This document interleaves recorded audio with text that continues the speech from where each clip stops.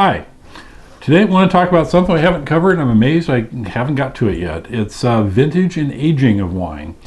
These are things that you hear a lot about when you're talking, or listening in movies. They talk about such and such a vintage, and you'll hear some random talk about that. And oh yeah, you should take this bottle of wine, lay it down for 1,500 years or something like that. So I want to talk a little bit about that. What does that actually mean? And just for the record, this is a nice little Zinfandel, California. Nothing too extravagant or expensive. It's just kind of a nice little fun one.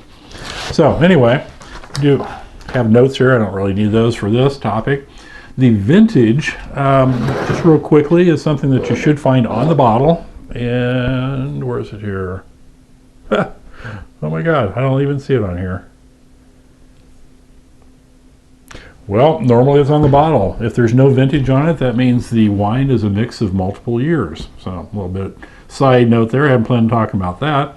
But typically, when you buy a bottle of wine, you'll see a date on it in the sense of the year, whatever year it is. Most of the time, if you're buying out of the grocery store or local wine store, unless you're really spending the big bucks, your vintages that you're going to see on the bottles are going to be relatively recent, probably within the past decade. So that just tells you what year it was. Now, for the most part, and most wines that you're going to get ready to drink, I wouldn't worry about it. It's interesting to know. Sometimes you'll find a particular wine that you like and a particular year that was exceptional, and you might want to try and get that same year again.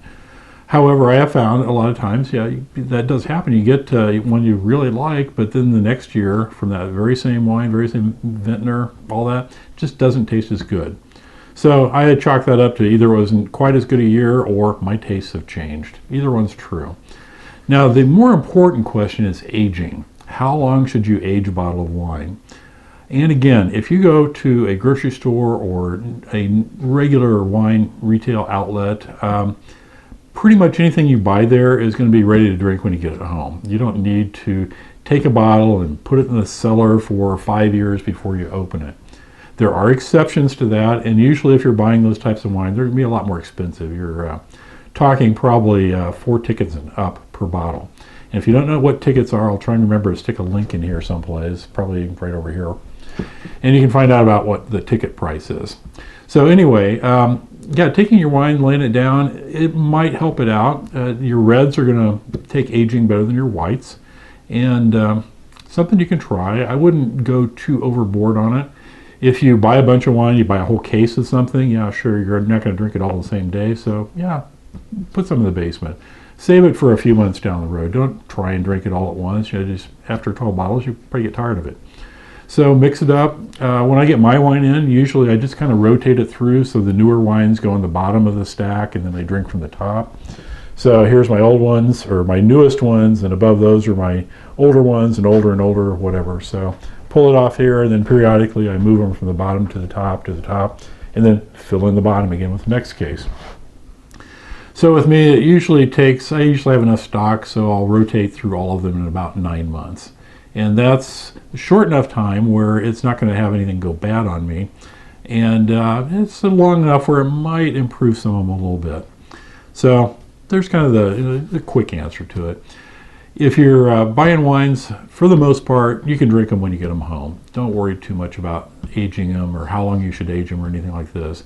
My one point on that is don't keep them too long. If you have a bottle of wine that somebody gave you for your wedding anniversary or for your wedding and you're coming up on your 50th anniversary, it's probably undrinkable. Unless they spent a lot of money to start with to get you a really, really high-end wine, it's probably undrinkable.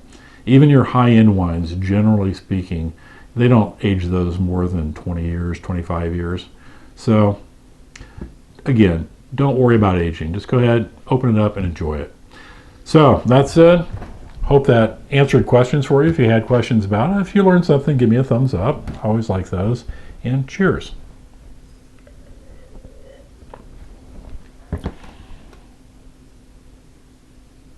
Key things on the label. All labels should have certain things in common. You're going to have the name of the vineyard up here. In some cases, you're going to have the name of the wine. If it's a blend, they may have some cute name for it. This one does not.